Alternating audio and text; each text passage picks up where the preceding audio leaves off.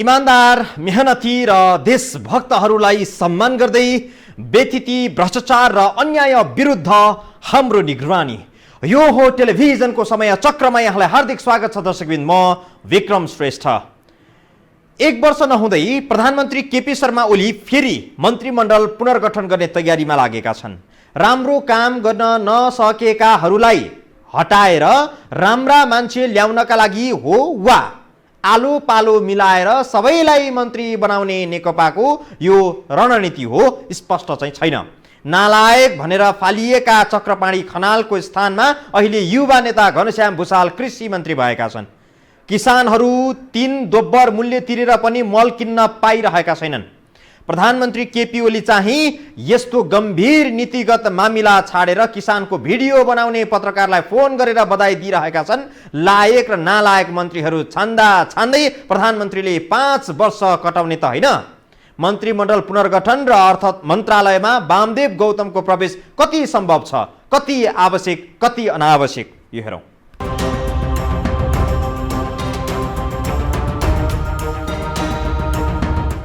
विधि र पद्धतिका लागि भनेर नेकपाभित्र सुरु भएको गुटगत कचिङ्गल भागबण्डामा पुगेर मिलेको छ। यो मेलमिलापको परिणाम स्वरूप मन्त्रीमण्डल पुनर्गठनको तयारी भइरहेको छ। राम्रो काम गर्न नसकेको भनेर प्रधानमन्त्री केपी शर्मा ओलीले 76 मङ्सिर 4 मा रघुवीर महासेठ, चक्रपाणी खनाल, लालबाबु पण्डित, मातृका यादव, गोकर्ण विष्ट, थपमाया थापा लगायतलाई मन्त्रीमण्डलबाट निकालिसकेका छन्। पुनर्गठनको 1 वर्ष बित्न नपाउँदै फेरि केही मन्त्रीहरू हटाएर नयाँ ल्याउने र भागबण्डा पुर्याउने तयारी जस्तो देखिएको छ। पुनर्गठन बाहेक पनि प्रधानमन्त्री केपी शर्मा ओलीका प्रिय पात्र गोकुल बास्कोटा घुस बार्गेनिङमा फसेपछि पदबाट हटे। हेलिकप्टर दुर्घटनामा परेर रविन्द्र अधिकारीको निधन भयो भने आउँदो भदौ 21 मा अर्थमन्त्री डाक्टर युवराज खतिवडाको राष्ट्रिय सभा सदस्यको पदावधि समाप्त हुँदैछ। राष्ट्रिय सभामा उनी भदौ 20 सम्म मनोनित भएनन् भने उनको मन्त्री पद स्वत समाप्त हुनेछ। अर्थमन्त्रीका रूपमा 3 वटा बजेट प्रस्तुत गरिसकेका खतिवडाको यो कार्यकालमा अर्थतन्त्रले अपेक्षित गति लिन सकेन। विद्युतीय सवारीमा कर बढाउने, विदेशी चक्लेटमा घटाउने, पुँजीगत खर्च बढाउन नसक्ने, पार्टीकै घोषणापत्रको धज्जी उडाएको भनेर अर्थमन्त्रीको आलोचना हुने गरेको छ।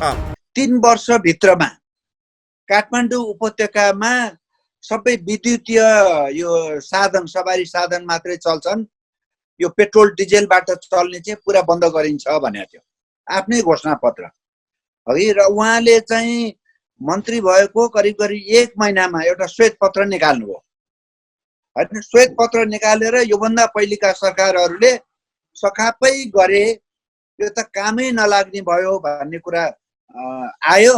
तर अहिले पनि तपाईँले हेर्नुभयो भने गएकै आर्थिक वर्षमा चैतदेखि पो त लकडाउन लाग्यो त। 8 महिना त राम्रो थियो नि।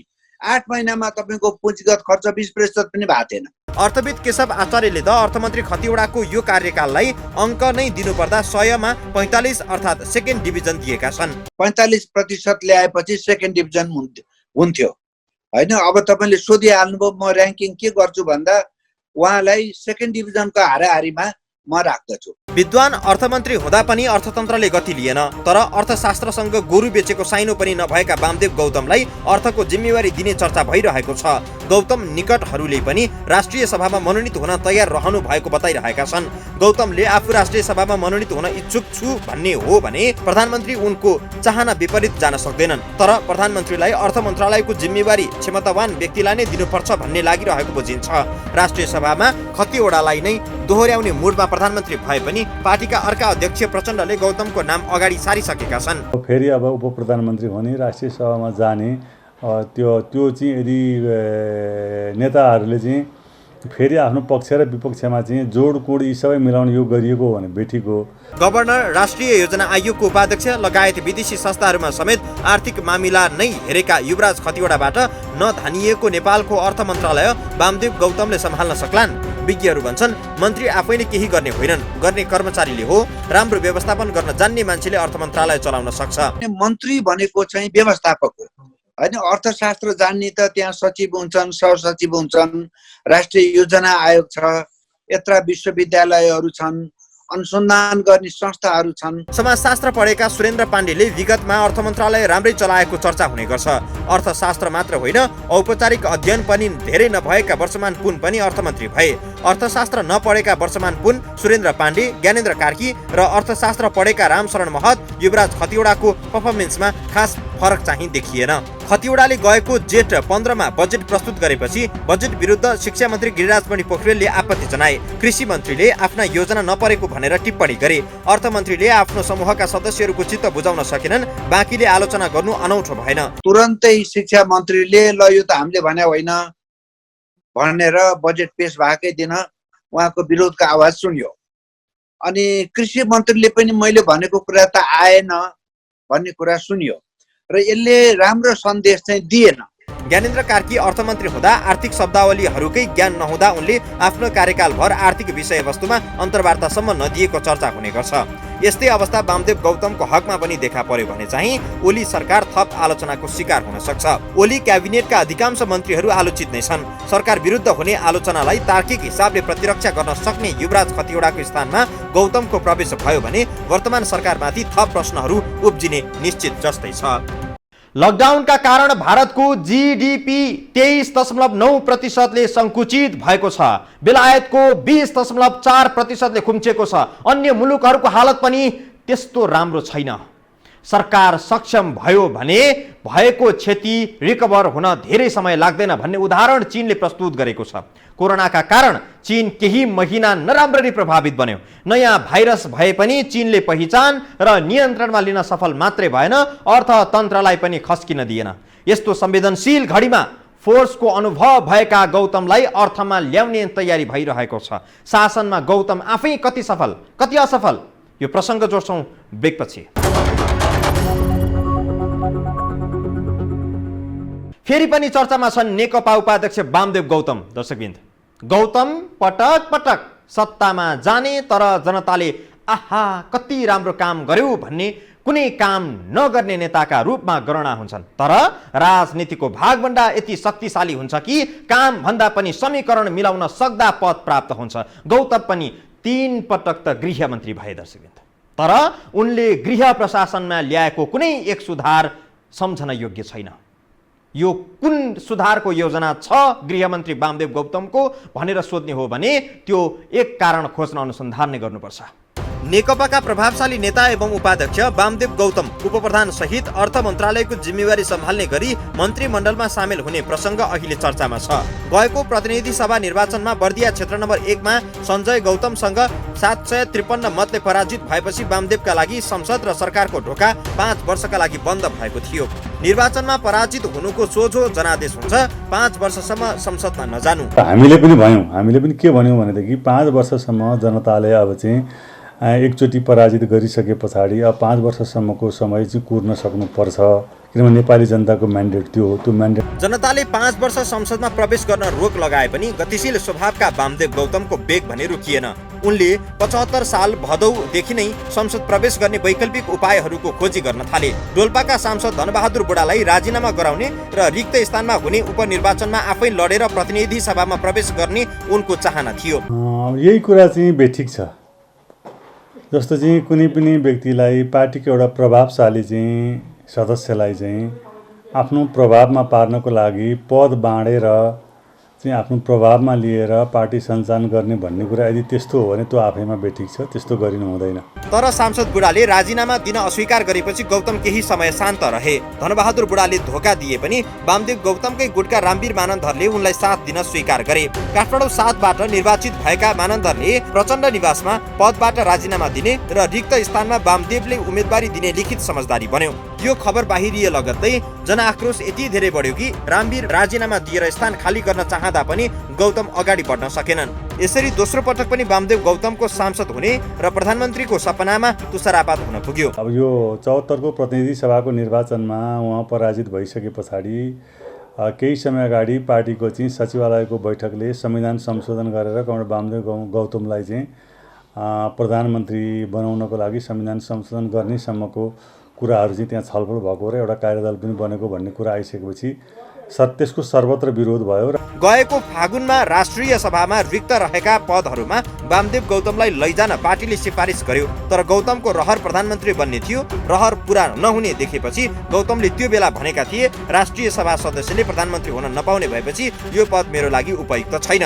गौतमले राष्ट्रिय सभा अस्वीकार गरेपछि प्रधानमन्त्री केपी शर्मा ओलीले उपयुक्त समयमा सरकारले राष्ट्रिय सभा सदस्यका लागि सिफारिस गर्ने भनेर त्यो विषय थाँती राखिदिए। अब अहिले फेरि विषय बल्झेको छ। पार्टीको आन्तरिक गुटमा खेल्न नेकपाका अध्यक्ष पुष्पकमल दाहाल प्रचण्डले गौतमलाई बेला बेला तपाईलाई मात्रै मैले प्रधानमन्त्री बनाउन पाएको छैन, तपाईँ जतिको मान्छेले एकपटक प्रधानमन्त्री बन्नै पर्छ भन्दै हौस्याउने गरेको चर्चा हुने गर्छ। अर्थतन्त्रलाई जिम्मा लिएर बसेका मानिसहरू यतापट्टिले ध्यान दिँदैनन् र नियमित ब्युरोक्र्याटिक कुरामा मात्रै अल्झिन्छन् र व्यक्तिगत स्वार्थमा र कुनै समूह व्यक्ति र नेतृत्वको स्वार्थमा लाग्छ भने त त्यो देशको उन्नति हुन सक्दैन।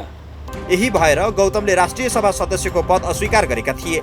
आफ्नो पार्टीको सरकार ढालेर भए पनि एकपटक प्रधानमन्त्रीको कुर्सीमा बस्ने रहर गौतममा देखिएको थियो। नेकपा भित्रको गुटगत द्वन्द्व उत्कर्षमा पुगेर अहिले साम्य भएको छ।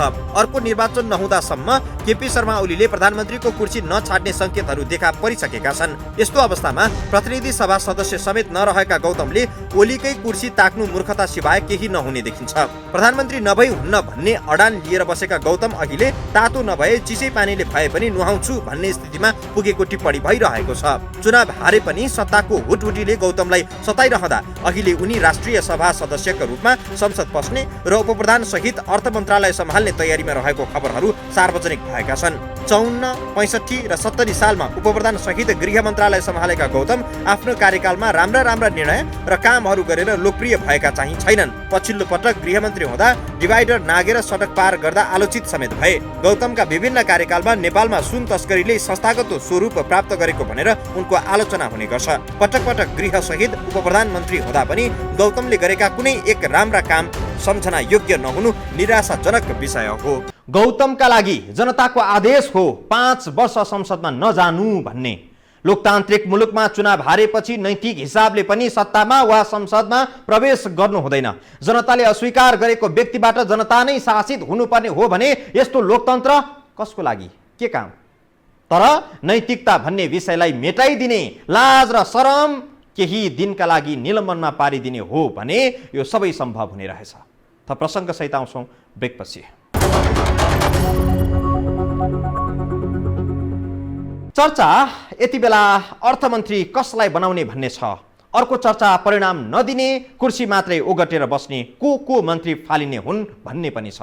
राम्रो काम गरेर टिकिने, कुर्सी ओगट्दा मात्रै फालिने भन्ने ठ्याक्कै थिति नेकपामा छैन। पहिलेका लायक भएनन् भनेर ल्याइएका नयाँ त पुराना भन्दा पनि काम नलाग्ने, गए गुज्रेको भयो भन्ने चर्चा भइरहेको छ। पढेका अर्थमन्त्री हुँदा त अर्थतन्त्रको हालत यस्तो छ भने वामदेव गौतमलाई ल्याए कस्तो होला, यो प्रश्न पनि सबैको मनमा छ। भागबण्डामा परेका, अध्यक्षको बुहारी भएका, कसैको धर्मपुत्र सरह भएकै कारण पद पाइने देशमा कामको हिसाब प्रधानमन्त्रीले गर्न सक्लान्। प्रधानमन्त्री केपी शर्मा ओलीले 76 मङ्सिर 4 मा आफ्नो मन्त्रीमण्डलमा थप 2 युवा नेतालाई प्रवेश गराए।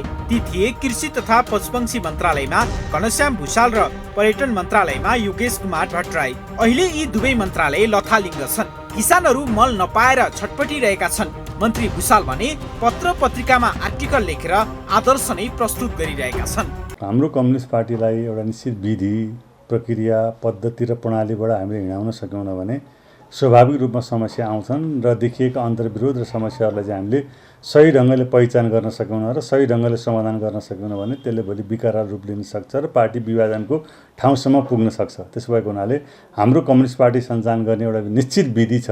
त्यो विधिअनुसार विधान छ, त्यो विधानअनुसार चाहिँ हामी चल्नुपर्छ। एउटा पद्धति र प्रणाली अनुसार चल्नुपर्छ र त्यही भित्रबाट समस्याको समाधान खोजिनुपर्छ भनेर हामीले भन्यौँ। पर्यटन क्षेत्र त कोरोना संक्रमणका कारण त्यसै पनि ध्वस्त छ। कोरोना महामारी नभएको भए पर्यटन वर्षका नाममा ठूलो रकम फजुलमा खर्च हुने थियो। अहिले त्यो जोगियो भन्नेहरू पनि छन्। यी दुई उदाहरणबाट बुढा नेता र युवा नेतामा खास फरक हुँदो रहेनछ भन्ने देखिन्छ। पार्टी अध्यक्ष पुष्पकमल दाहाल प्रचण्डकी बुहारी भएकै कारण अघिल्लो पटकको मन्त्रीमण्डल हेरफेरमा जोगिएकी खानेपानी मन्त्री बिना मगर पनि युवामै पर्छिन्। मन्त्रीबाट हात धुनु पर्ला भन्ने पिरले मेलम्ची खानेपानी योजनामा काम देखाउन हतार गर्दा सुरुङको गेट भत्किएर साउन महिनामा 2 प्राविधिकको ज्यानै गयो। 2 घाइते भए। अघिल्ला भौतिक पूर्वाधार तथा यातायात मन्त्री रघुवीर महासेठ लायक भएनन् भनेर ल्याइएका वसन्त कुमार नेमाङको नियत रेलवेको ठेक्कामा उदानिएको छ। प्रचण्डका प्रिय पात्र मानिएका वर्षमान पुनले ऊर्जा मन्त्रालय धानिरहेका छन्। उनको कार्यकालमा प्राधिकरणका आफ्ना जलविद्युत योजनाबाट राष्ट्रिय प्रसारण लाइनमा 1 मेगावाट विद्युत पनि थपिएन। तर यसको समग्र दोष कुलमान घिसिङमाथि थोपरेर मन्त्री पुन पानीमाथिको ओभानो भइरहेका छन्। नारायण काजी श्रेष्ठको भागबण्डाबाट चौथो पटक मन्त्री भएका गिरिराज मणि पोखरेल त शिक्षा क्षेत्रका लागि निराशाको प्रतीक नै मानिएका छन्। सामुदायिक विद्यालय गुणस्तरीय शिक्षाका सूत्र हुन् झै अर्थमन्त्रीले कार्यक्रम ल्याइदिए। अर्थमन्त्रीको त्यो विवादास्पद काम न सच्याइयो न मन्त्री पोखरेलले नैतिकताका आधारमा राजीनामा दिए। रक्षा मन्त्री ईश्वर पोखरेलले व्यक्तिगत स्वार्थ राखेर सेनासँग विवाद गरे भन्ने पनि आरोप लाग्यो। आफ्ना सम्धिलाई वाणिज्य बैंकको अध्यक्षमा नियुक्ति दिलाउन सदस्य बनाएको विषयले त ठूलो हंगामा नै गर्यो। कम्युनिस्ट पार्टीको सरकार चाहिँ अब अहिलेको हाम्रो पार्टीको अध्यक्षले नेतृत्व गरिनु भएको छ। तर सरकारको चाहिँ अब चाहिँ नीति तथा कार्यक्रम के हुने हो, हिजो हामीले जनताको बिचमा गरेका चाहिँ घोषणापत्र 5 वर्षको बिचमा हामीले पुरा गर्छौँ भनेका प्रतिबद्धताहरू, ती कुराहरूलाई पुरा गर्नको लागि हाम्रो पार्टीको सरकारले चाहिँ कस्तो कार्यक्रम सञ्चालन गर्नुपर्ने हो, बजेटको सिद्धान्त र प्राथमिकताहरू के हुनुपर्ने हो भन्ने विषय त पार्टीले निर्णय गर्नु पर्यो। सरकारले चाहिँ त्यसको कार्यक्रम मात्र ल्याउने हो। प्रधानमन्त्री ओलीलाई अहिले महासङ्कट छ। उनको मन्त्रीमण्डलका अधिकांश मन्त्रीहरू विवादास्पद छन्। आहा भन्न लायक काम कसैको पनि देखिएको छैन। सक्षमता भन्दा पनि भागबण्डामा मन्त्री पद पाएकाहरू कसैले पनि परिणाम देखिने गरी काम देखाएका छैनन्। सरकारको कुन तहमा कुन मन्त्री आयो गयो भने अहिले जनतालाई मतलब छैन। ए आओस्, बी आओस्, सी आओस्, कुनै मतलब छैन। अहिले मन्त्री चाहिँ नि हेरफेर आदिका कुरामा कसैलाई मतलब छैन। त्यो त उहाँहरूलाई मात्रै मतलब हो। परिणाम नदिने पद मात्रै उगटेर बस्नेमा वन मन्त्री शक्तिबहादुर बस्नेत, स्वास्थ्य मन्त्री भानुभक्त ढकाल, उद्योग मन्त्री लेखराज भट्ट पनि छन्। अब सामान्य प्रश्न, प्रधानमन्त्रीले कसलाई निकाल्छन्?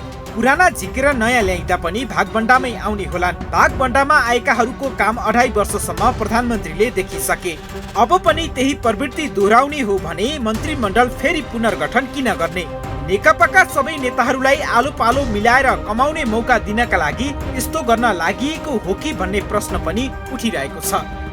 हुन सक्छ प्रधानमन्त्री केपी शर्मा ओलीका मन्त्रीहरू तेज गतिमा दौडिरहेका छन्। दौडेर धेरै पर पुग्नु पर्ने पनि थियो, तर उनीहरू कतै वृत्तमा दौडिरहेका छन् कि जति दौडिए पनि वृत्तमा पुग्ने मान्छे कहीँ पुग्दैन। जीवनभर राजनीति मात्रै गरेका, काम र श्रमको मूल्य थाहा नपाएकाहरूलाई सत्ता सर्लक्कै सम्हाल्न दिँदा कतै यस्तै भएको त होइन। समय चक्रको साथै टेलिभिजनका सम्पूर्ण समाचार बुलेटिन कार्यक्रम योहो टेलिभिजन.com, योहो खबर.com, युट्युब र फेसबुकमा पनि पढ्न र हेर्न सक्नुहुनेछ। दर्शकवृन्द, मोबाइलमा योहो टिभी एप डाउनलोड गरी हामीलाई प्रत्यक्ष हेर्न सक्नुहुनेछ। समय चक्रको आजको प्रस्तुति सकियो। बिदा दिनुहोस्। नमस्कार।